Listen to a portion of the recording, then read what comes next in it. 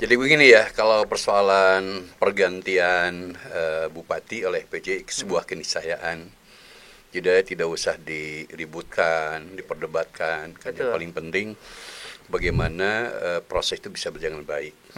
Nah, terkait dengan aturan bahwa ada Permendagri nomor 4 tahun 23 tentang pengisian jabatan PJ Gubernur, Bupati Wali Kota. Jadi di situ bahwa ada persyaratan-persyaratan ya, bahwa pergantian pejabat itu oleh pejabat itu pada dasarnya diisi oleh eselon 2A lah.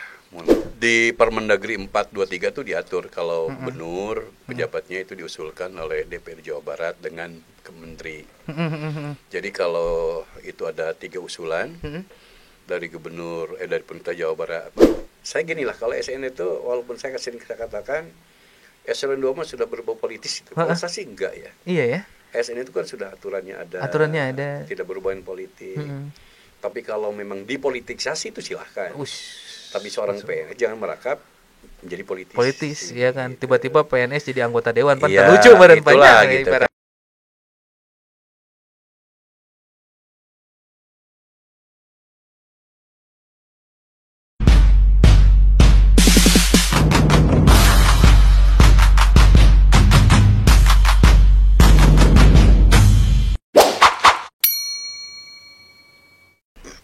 Assalamualaikum warahmatullahi wabarakatuh. Sadulur selembur, kembali lagi dengan saya Muhammad Randy Abdul Aziz di podcast kesayangan kita, Bravo Channel Indonesia. Kali ini kita kembali dengan Pak Rustandi. Pembahasannya juga akan lebih menarik lagi terkait banyak hal di birokrat. Kita sapa dulu deh narasumber sekaligus owner Bravo Channel Indonesia. Kumaha Pak Damang? Alhamdulillah. Sehat. Subhanallah. Mantap Pak. Siap. Pak. Ya. Di sela-sela kesibukan kita ada isu yang sedang menggelambung sekarang, Pak. Ya. Lagi sebutnya menjadi pembicaraan ya. Masyarakat dan orang-orang yang berkepentingan pasti. Okay. Terkait mendekati habis masa jabatannya Bupati definitif. Ya, betul. Saat ini di Kabupaten Bogor. Ya. Dan nantinya next akan diganti beberapa waktu dengan pejabat. Ya, betul. Yang ditunjuk mungkin oleh pemerintah pusat atau pemerintah pusat. Nah Pak, pastinya masyarakat pengen tahu nih sebenarnya aturan penerapan bagaimana penunjukan dari pejabat pengganti atau pejabat sementara itu seperti apa sebenarnya? Ya. Jadi begini ya, kalau persoalan pergantian bupati oleh PJ sebuah keniscayaan, jadi tidak usah diributkan, diperdebatkan. Kan yang paling penting bagaimana proses itu bisa berjalan baik. Nah, terkait dengan aturan bahwa ada Permendagri nomor 4 tahun 23 tentang pengisian jabatan PJ Gubernur, Bupati Wali Kota. Jadi di situ bahwa ada persyaratan-persyaratan ya, bahwa pergantian pejabat itu oleh pejabat itu pada dasarnya diisi oleh eselon 2A lah. Eselon 2A ya. Jadi pejabat pertama tertinggi itu ya. Pejabat pratama berarti ya? Tertinggi itu yang di dalam undang-undangnya. Yaitu setara kalau di Jawa Barat kepala dinas. Kepala dinas di Jawa Barat, provinsi. Kalau di Kabupaten Bogor yang punya peluang hanya sekda. Kalau di pusat itu selevel direktur. Jadi itulah proses pergantian itu. Jadi semuanya itu adalah aturin ke situ. Jadi kalau misalkan sekarang muncul siapa penggantinya, jadi antara itu yang akan itu. Posisi yang memungkinkan secara undang-undang, secara aturan. Gitu. Secara aturan. Tidak akan kemana-mana. Nggak akan kemana-mana ya. Berarti dikunci. Ya JPT itu pertama. Berarti yang punya potensi itu yang pertama pastinya direktur pusat. Ya direktur dari kementerian, terus selevel dengan itu. Kepala dinas di provinsi. Kemudian sekda. Staf ahli di Jawa Barat itu masuk dalam kategori. Dan di kabupaten kota itu hanya sekda ya. Pejabat tinggi pertama itu. Ya, betul. Nah Pak, kenapa kondisinya sekarang di Kabupaten Bogor muncul 4 nama kemarin Pak? 4 nama yang notabene keluar dari mulut seorang ketua dewan. Kok bisa gitu? Apa emang ada aturannya daerah itu untuk bisa mengajukan lah ibaratnya ini loh orang-orangnya gitu. Di Permendagri 423 itu diatur kalau gubernur pejabatnya itu diusulkan oleh DPRD Jawa Barat dengan ke menteri. Jadi kalau itu ada 3 usulan dari gubernur dari pemerintah Jawa Barat DPRD Jawa Barat 3, kemudian 3, kemudian diolah menjadi 3 yang disampaikan dibahas oleh dewan di sana oleh dewan semacam Baperjakat lah. Baperjakat. Kemudian disampaikan ke presiden. Tinggal 3. Nanti presiden yang menentukan untuk gubernur. Nah, kita ini tiga lembaga yang mengusulkan. 3 lembaga ya. Yang pertama adalah DPRD mengusulkan 3 nama. Kemudian Gubernur Jawa Barat mengusulkan 3 nama, Menteri 3 nama. Jadi untuk calon pejabat bupati di Kabupaten Bogor itu nanti ada 9 nama yang masuk. Yang masuk tuh. Persoalannya namanya sama, itu lain cerita lah. Yang paling penting masing-masing level kelembagaan bisa mengusulkan. Nah, kemudian ada katakanlah Baperjakat di sana, Dewan Penilai itu di kementerian, hasilnya 3 disampaikan kepada presiden. Nah, setelah presiden menyetujui, baru menteri mengeluarkan keputusan siapa yang akan menjadi di antara 3 itu yang akan menjadi PJ Bupati Bogor gitu. Berarti kewenangannya murni ada di pusat, Pak? Di pusat kita cuma mengusulkan doang. Oh. Iya, posisinya begitu. Hanya mengusulkan. Mengusulkan. Jadi enggak ocok orang mah non ya sebutnya ya.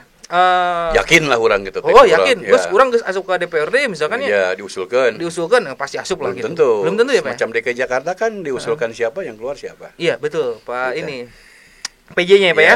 Di Jawa Barat kalau nggak salah juga beda tuh usulannya. Keluarnya siapa. Berarti memang kewenangannya pusat ya. Pusat. Nah, itu sebenarnya nama-nama tersebut secret emang, Pak. Apa memang harus publik tahu? Ya harus kan itu kan dibahas di DPRD. DPRD kan itu usulannya kan lembaga perwakilan rakyat gitu ya. Kan. Jadi harus tahu. Jadi dari nama-nama yang laik sudah atur yang tadi gitu, kalau diusulkan wajar kalau misalkan DPRD Dewan menyampaikan kepada publik gitu kan. Oh gitu. Jadi nggak secret ya, Pak ya? Nggak rahasia ya? Tidak rahasia. Oh, berarti yang Kemendagri pun kita wajib tahu dong, Pak. Ya kalau dari sisi mereka wajib memberitahu kita gitu. Biasanya sih ada informasi. Hanya ketika kita setelah menjadi mengerucut 3 nama itu biasanya tinggal tiba-tiba yang dilantik si A gitu. Oh gitu. Dan mungkin untuk menghindari kegaduhan juga kali Pak ya dengan karena kan itu sudah sudah budaya. Segitulah gitu kan.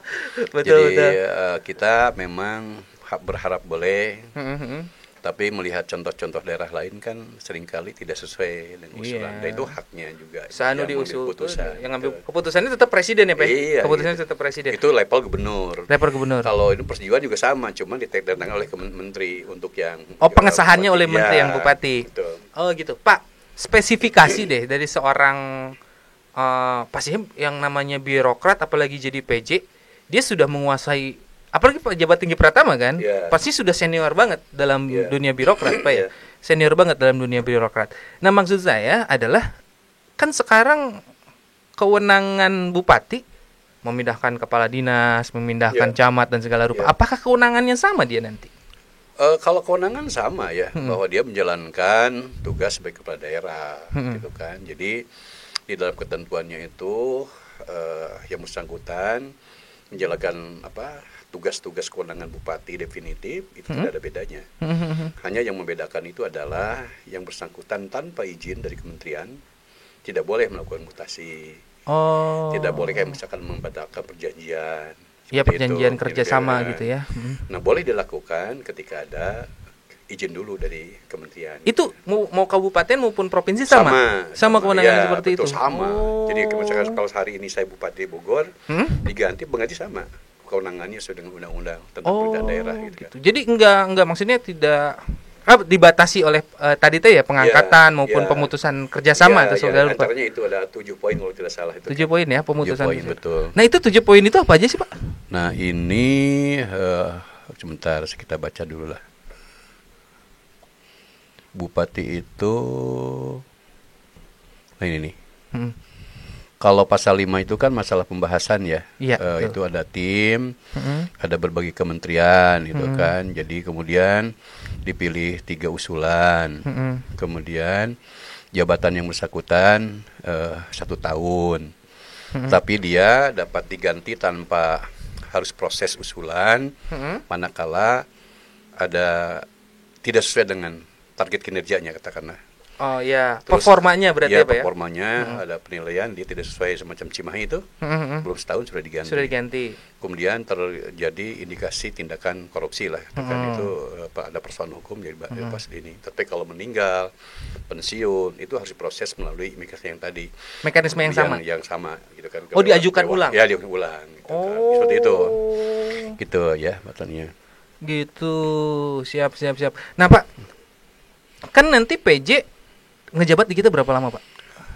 Kalau satu tahun ya. 1 tahun. Kalau misalkan jadwal hari ini kalau tidak berubah 1 tahun. 1 tahun. 1 Nah tahun. itu dia bisa. November deh. Misalkan udah 1 tahun nih Pak ngejabat, Ya. bisa diganti Diganti tadi dengan syarat yang iya, tadi. dengan syarat yang tadi. Jadi ketika meninggal dunia, kemudian pensiun. Pensiun juga. Ada pegawai yang ternyata tidak batas usia pensiunnya di pertengahan misalkan, dia diganti. Dan itu diusulkan. Gitu kan. Itu seperti itu. Kalau pensiun pada dasarnya setahun. Tapi kalau misalkan masa jabatan masih ada sisa waktu, kekosongan itu maka dilanjutkan, diperpanjang. Ini kan tadi salah satunya adalah direktur Pak. Ya, kandidat yang masuk kriteria. Betul. Direktur ini hanya di lingkup Kemendagri aja apa semua kementerian? Boleh saja. Boleh saja kalau dari sisi itu tidak dibatasi kementerian. Nggak dibatasi berarti secara menyeluruh ya? Boleh saja. Misalkan kalau kita memberi persyaratan, gitu kan boleh saja. Ketika gitu. Pak ini kan PJ Gubernur Jawa Barat dari Sekretariat Negara, bukan dari Kementerian Negara kan. Betul. Tapi sebagian besar yang terjadi hari ini adalah para dirjen menjadi PJ Gubernur dan para direktur menjadi bupati atau wali kota. Sebagian juga ada dari provinsi, misalkan Bekasi itu dari provinsi macam itu. Kemudian yang di wali kota Bandung itu dari provinsi juga. Gitu. Nah, pertanyaan yang lebih menarik Pak, ini terkait insentif atau penghasilan mereka, ya kan?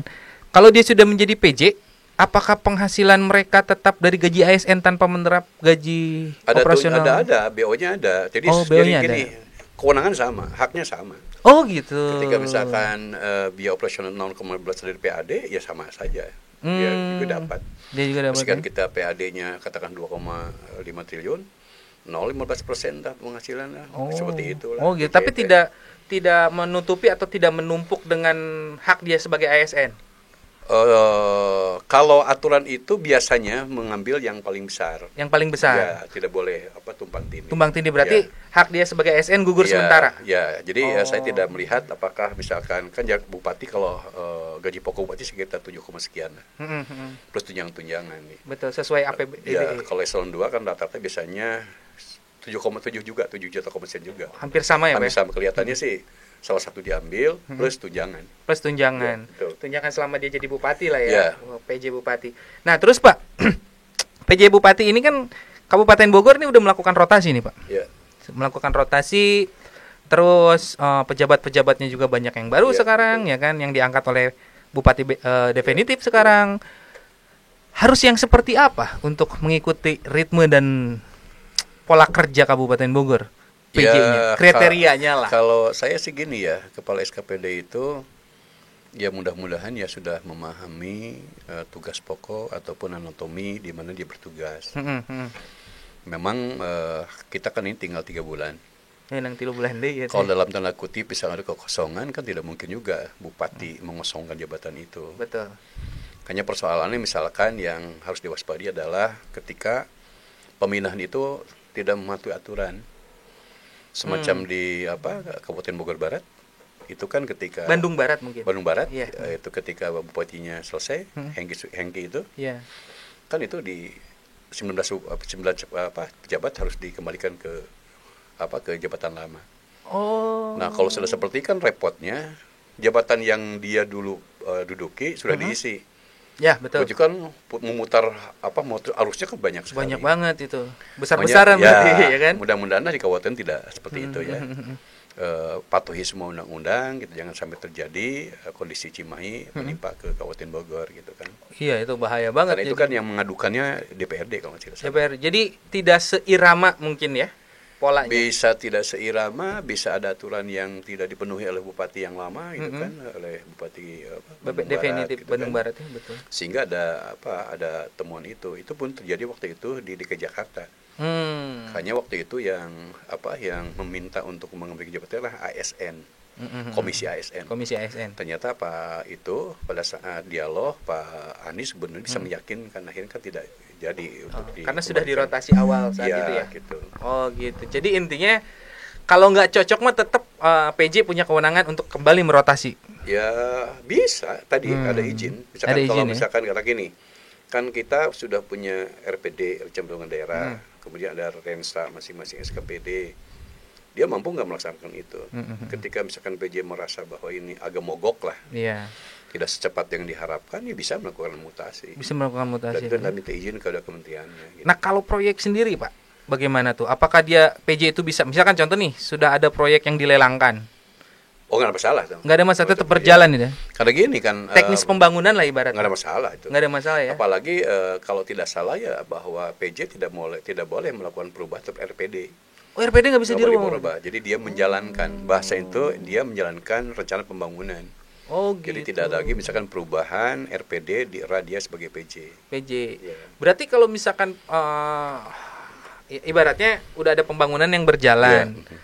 tetap aturan yang dipakai adalah aturan yang sudah berjalan. Tidak bisa PJ itu anggaplah gini, orang tersep ya karena kontraktor ya, nggak coret lah gitu. Itu kalau PJ itu kan tidak terkait langsung. Oh nggak terkait Tidak langsung. Itu hanya terkait dengan APBD gitu APBD. kan. APBD dijalankan oleh SKPD. Yang kontraktual itu adalah SKPD masing-masing. SKPD Iya. masing-masing. Oh gitu. Iya. Nah terus Pak, PJ ini akan menjabat 1 tahun ya Pak? Iya. Kita 1 tahun. Dengan 40 kecamatan, Iya. kondisi PJ akan pasti sangat berat. Iya. Iya dong. Berarti harus yang tangguh bener. Iya Pak? betul. Nah, tipikal yang tangguh menurut Bapak gimana nih PJ yang tangguh nih? Kalau tangguh itu kan memang relatif ya, Iya. relatif. Tetapi saya lah gini, bahwa ketika ada PJ, kalau dari luar kabupaten atau dari luar provinsi atau dari manapun, segera mengenal anatomi Kabupaten Bogor. Betul. Anatomi ini itu yang pertama itu harus mengenal karakter, Betul. kondisi tentang para pejabat dan pegawainya. Betul. Yang pertama tentu dia melakukan dialog, lalu dia mendalami tentang tadi rencana pembangunan daerah seperti apa. Nah kalau mengenal itu insya Allah akan lebih cepat. Nah terkait kemampuan dia kan saya meyakinilah kalau sudah menjadi pejabat tinggi pertama itu sudah melalui sebuah proses yang panjang gitu kan, dan dia juga tahu teknis, tahu caranya, seninya dan sebagainya gitu kan. Yang paling penting adalah dia segera beradaptasi dengan kondisi atau anatomi Kabupaten Bogor gitu kan. Itu saya sih. Karena kan kalau kata orang-orang di atas, ngemimpin kabupaten Bogor itu kayak mimpin satu provinsi gitu kan. Ya, 40 kecamatan kalau bisa lebih, kalau bandingin kota saja kan 5 kota. 6 kecamatan kalau kota. Ya, 6 kan kali 7 42 jadi 7 7. daerah gitu kan. Biasa gitu kan seperti itu. Luar biasa, kalau dibandingkan dengan itu. Gitu. Iya benar. Jadi betul-betul kalau di Kabupaten Bogor seorang orang yang tangguh. Gitu, Tangguh kan. bener Gitu. Pak. Kalau dulu kan zaman Pak Harto saya pernah baca salah satu buku Pak. Iya. Saya lupa nama menteri tapi Menteri Kelautan kalau nggak salah. Menteri Kelautan. Pak Harto itu sebelum mengangkat jadi menteri, itu si menteri selalu jalan-jalan dulu Pak. Dari Sabang sampai Merauke. Ngelihat kondisi kelautan gitu kan ya. Ya, kalau zaman Pak Harto kan kita mengenal Iya. para menterinya.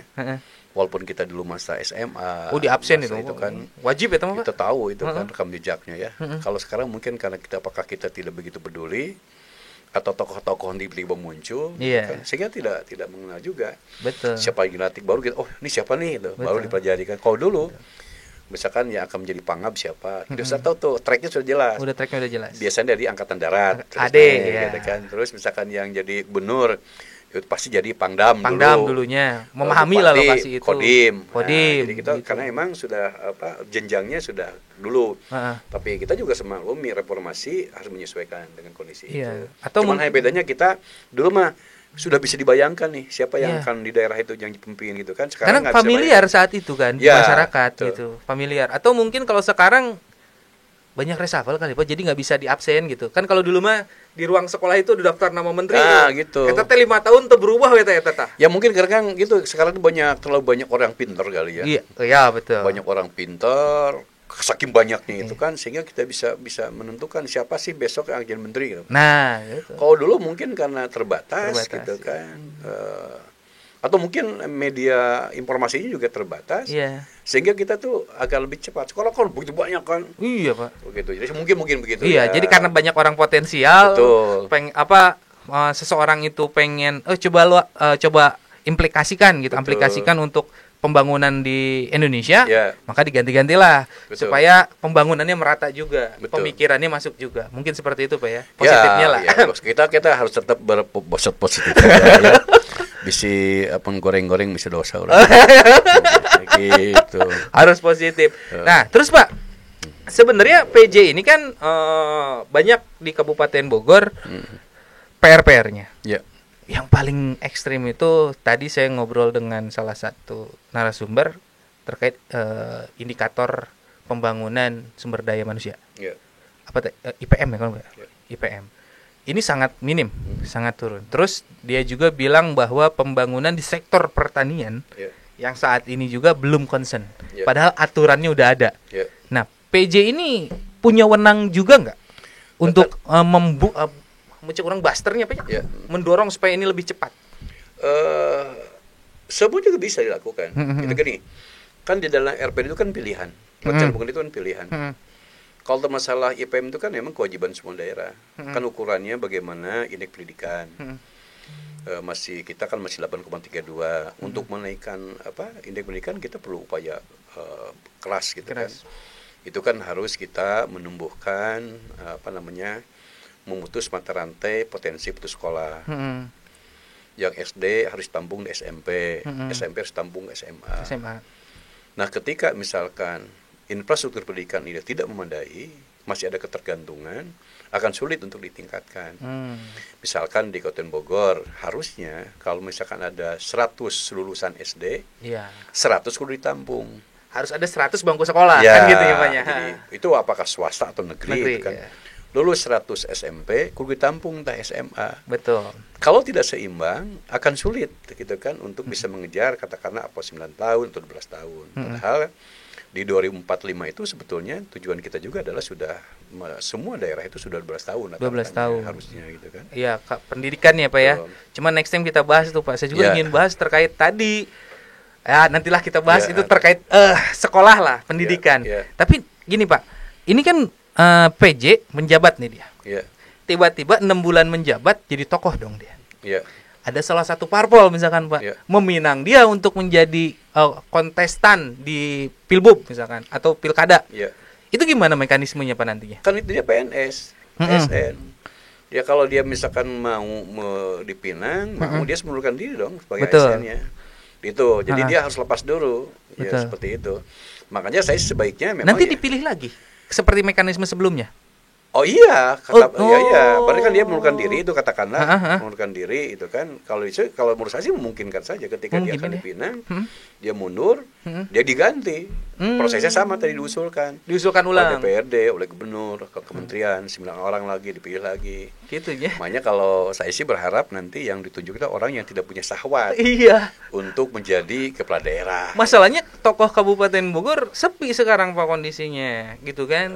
Nanti tiba-tiba dia masuk jadi tokoh ya kan. Kayaknya boleh nih. Ya, mudah-mudahan saja lah. Tidak seperti itu gitu kan. Betul. Dari calon yang ada itu kan siapa ya, Pak Angkus kan. Pak Angkus itu kan birokrat yang dulu pernah besar di Kabupaten Bogor. Di Jawa Baratnya pernah menduduki 2 kali masa jabatan JPT gitu kan. Kadispora dan sekarang staf ahli. Kalau yang satu lagi kan Pak mantan Kapolres ya. Mantan Kapolres. Yang satu lagi kan tidak diungkap siapa. Kalau mantan Kapolres bisa ya? Nah, saya tidak berkomentar ya. Kalau aturannya beliau mungkin sekarang bertugas sebagai JPT gitu kan, mungkin bisa. Oh, bisa. Ya, kalau memang TNI aktif atau Polri aktif, saya tidak tahu tuh aturannya akan dipakai di mana. Tapi kalau yang saya pahami bahwa JPT itu tuh levelnya di provinsi sebagai kepala dinas. Kalau di level kita adalah sekda. Oke, siap. Nah, Pak, buat lebih gamblang lagi nih. Ada nggak sih aturan-aturan yang belum diketahui masyarakat menurut Bapak terkait PJ ini? Yang paling menarik apa nih? Terkait aturan PJ. Yang PJ saya pikir juga gini, masyarakat itu tadi ya, siapa sih yang berhak? Yang memenuhi aturan persyaratan yang akan diusulkan sebagai PJ. Itu masyarakat belum familiar. Sehingga nanti misalkan masyarakat siapa we lah, bagaimana prosesnya. Betul. Nah, saya khawatir juga masyarakat misalkan kok diusulkan nggak dilantik sih, kok gugur sih gitu kan. Bisa saja itu. Betul. Padahal sebetulnya kewenangannya adalah misalkan kita untuk bupati adalah kementerian setelah disetujui oleh presiden. Kalau provinsi presiden Ya, langsung. presiden juga, tapi tanahkan presiden. Makanya saya selalu mengatakan kan informasi ini harus tersampaikan. Ketika kemarin misalkan Pak Ketua DPRD menyampaikan ada 4 calon, tapi kan beliau juga menyampaikan bahwa nanti akan menjadi 3. Memang adalah perintah undang-undang. Mengerucutnya jadi 3. 3, sekalipun ada calon misalkan yang timbang-timbang 5, 6, 7, tetap aja oleh kita diusulkan cuma 3. Kadang-kadang suka gitu Pak, masyarakatnya tiba-tiba ada PJ Bogoh, nah TK PJ gitu. Ya, bisa. Karena kan gini, Pak Heru ya, Jakarta ya. Ya. Pak Heru sudah bekerja, sudah berjalan, tiba-tiba Bogoh nih masyarakat ke Pak Heru. Kalau Pak Heri itu kan memang mantan ASN. Iya. Saya tahu karena beliau mantan kepala BPKAD zaman Pak Ahok. Oh. Dan penggantinya itu Pak Michael tuh saya kenal betul, yang bersangkutan wakilnya waktu itu. Pak Heru pindah ke Pak Jokowi selesai, diganti oleh Pak Michael. Michael juga pindah ke inspektorat ke saat Pak Anies. Ketika sekarang Pak Heru masuk ke situ, Michael masuk lagi karena kalau tidak salah dulu itu Pak Heru kepala BPKD-nya, Pak Michael wakilnya. Jadi itu orang DKI yang udah tahu persis DKI mantan wali seperti kota apa. Jakarta. Jadi wajar kalau dia paham tentang anatomi. Nah, kabupaten juga mudah-mudahan dapat yang paham anatomi ya Pak. Nah itulah yang berharap ya mudah-mudahan seperti itu dan cepat atuh. Ya, gitu. Supaya masyarakat Bogoh ke Bapak ya, gitu, seperti Bogoh gitu kan. Siapa tahu ada takdirnya dia jadi bupati kan. Oh iya. Misalkan partai ngelamar dia ya kan. Allah mengizinkan. Benar. Karena saya selalu berpikir ketika Allah mengizinkan ya kun fayakun apapun jadinya banyak. Nah, taikat tadi ya tugas wewenang kewajiban larangan bupati itu ada di bab 3 pasal 15. PJ Gubernur, Bupati, Wali Kota memiliki tugas, kewenangan, kewajiban, larangan yang sama dengan tugas wewenang, kewajiban, larangan Gubernur, Bupati, Wali Kota di Undang-Undang Pemerintahan Daerah. Kemudian PJ Gubernur, Bupati, Wali Kota dalam melaksanakan tugas dan wewenangnya sebagai dimaksud ayat 1 tadi dilarang melakukan mutasi ASN, membatalkan perjanjian yang telah dikeluarkan pejabat sebelumnya dan atau mengeluarkan perizinan yang bertentangan dengan yang dikeluarkan pejabat sebelumnya. Terus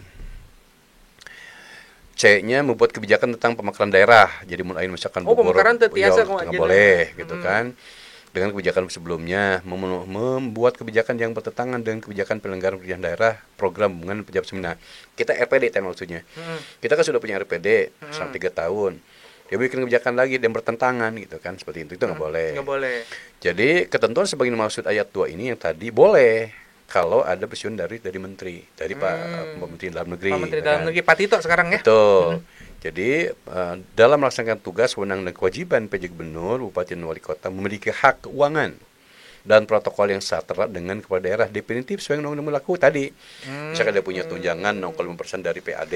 Jadi kesehatan, kalau Bogor misalkan 2 triliun kali 0,5% pada harta gitu kan. Iya, 0,5%. Ya, pokoknya bisa beli beli comro itu kan. Beli comro lah gitu. Sama masyarakat Kabupaten Bogor gitu. Ada ajudan. Rumah dinas, mobil dinas, boleh itu gitu ya. Jadi setara. Setaranya lumayan pas setahun dah.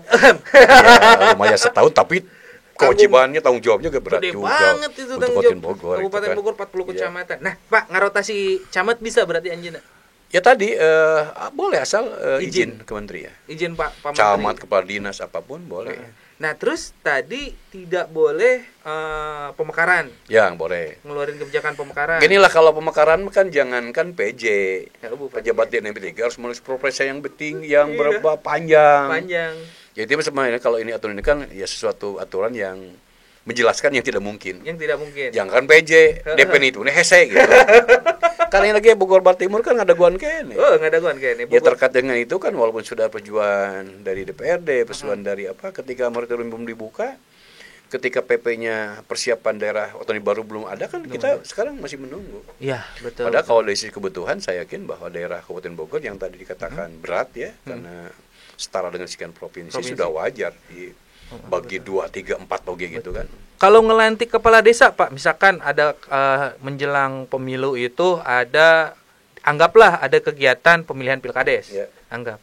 Terus bisa nggak itu PJ untuk melantik para kepala desa? Semua kan hak kewajiban bupati sama ya. Oh sama gitu. Luar biasa. Berarti setara lah sebenarnya dengan bupati Iya, kewenangannya. setara. Jadi sebenarnya nah tadi teh ya, tinggal PJ kita harus mampu membumi di Kabupaten Bogor Ya. gitu, ngarakyat Betul. gitunya. Jadi kalau saya pikir sih ya, selama ini yang saya lihat pejabat-pejabat itu yang ditugaskan itu ya kecuali Cimahi Iya, yang dalam tanda kutip gagal Iya, ya. gagal. Yang lain berjalan. Yang lain Tapi kan kita tahu di daerah masing-masing seperti apa. gitu iya, kan. betul. Kalau masalah pro kontra makan biasa we. Biasa gitu. aja. Gitu. Semua infrastruktur daerah hari PJ teh tak aya wakilan berarti Pak. Nggak Nyali- ada. nyali satu dia. hiji. Makanya Oh. tadi tugasnya berat, tetapi tujuannya gede gitu. Itu jangan gede ya. Asal nama kedua. Seimbang. Kesorangan Iya, gitu kan. kesorangan. Jadi seimbang. Seimbang ya. Kalau misalkan wakil mau dibagi dua Heeh. kan tergerak apa 64%, Iya. 20. Tapi kalau PJ sendiri itu. sendiri, riweuh amat karunya. Tapi PJ-nya banyak, komo 40 Iya, kecamatan iya, bahkan. Cuman kalau di Kabupaten Bogor kan walaupun besar, Hah? tanggung jawab juga besar juga. Besar juga, Iya. subhanallah. Mantap, Pak. Pak, kayaknya cukup nih, Pak, Oke. pembahasan kita. Ini luar biasa banget. Jadi masyarakat tahu kos kumaha sih naon ngaranna pejabat bupati teh Iya, gitu. Jadi tidak sembarangan. Tapi mau tiba-tiba ada pejabat bupati, masyarakat Bogor ya wajar karena dia seorang ASN. Ya, Yang kadang-kadang kalau ASN itu kriterianya bagus tuh, Pak. Lepas dari kepentingan apapun teh, Pak. ya kalau Kadang-kadang ASN kan memang saya gini lah, kalau ASN itu walaupun saya sering katakan eselon 2 mah sudah berbau politis itu. Kalau Heeh. saya sih enggak ya. iya ya. ASN itu kan sudah aturannya ada. Aturannya ada. Tidak berhubungan politik. Mm-mm. Tapi kalau memang dipolitisasi itu silahkan. Ush. Tapi seorang PNS jangan merakap menjadi politis. Ya kan, tiba-tiba PNS jadi anggota dewan, pan Iya, lucu badan itulah, panjang gitu ibaratnya kan. gitulah. Jangan bermain di situ. Kita mah Iya. ada aturan ASN saja. kan, ASN karena aja. Gitu kan. Siap. Ya. Atur nuhun Pak, Siap. informasinya teman-teman juga jadi tercerahkan ya. Ya. Yang sekarang lagi rame-rame sedang bahas itu pun bisa nonton ini supaya nambah Ya pembahasannya. mudah-mudahan lah. Jadi saya selalu mengatakan bahwa apa yang saya sampaikan Hah? bukan utang yang sudah paham. Ya kalau sudah paham mah mau kenal lah kan. Wah, benar. Tapi ini ya bagi orang-orang atau teman-teman yang memang sedikit pencerahan. Pencerahan. Dan kita sajikan secara sederhana. Secara sederhana, lalu nanti juga kita sebagai masyarakat nanti berhak mengawal Mhm. suksesi PJ itu. PJ itu. Karena dia kan di samping menjalankan RPD, Mhm. tugas-tugasnya dia juga nanti kan harus mengawal keberhasilan proses pilkada akan berjalan dengan adil. Nah, itu dengan kewajibannya. Seadil-adilnya Ya, PJ ini. Wah, beratnya jadi PJ-nya. begitu. Aduh, siap-siap. Sadulur Salembur, sepertinya kita cukup pembahasannya. Nanti kalau ada komen terkait apa yang ingin dibahas, silakan komen di bawah di komentar. Jangan lupa like, komen, dan subscribe. Saya dan narasumber pamit. Mangga Pak. Assalamualaikum warahmatullahi wabarakatuh. BCI selalu di hati kita. Assalamualaikum warahmatullahi wabarakatuh. Sip Pak. Sip. Subhanallah.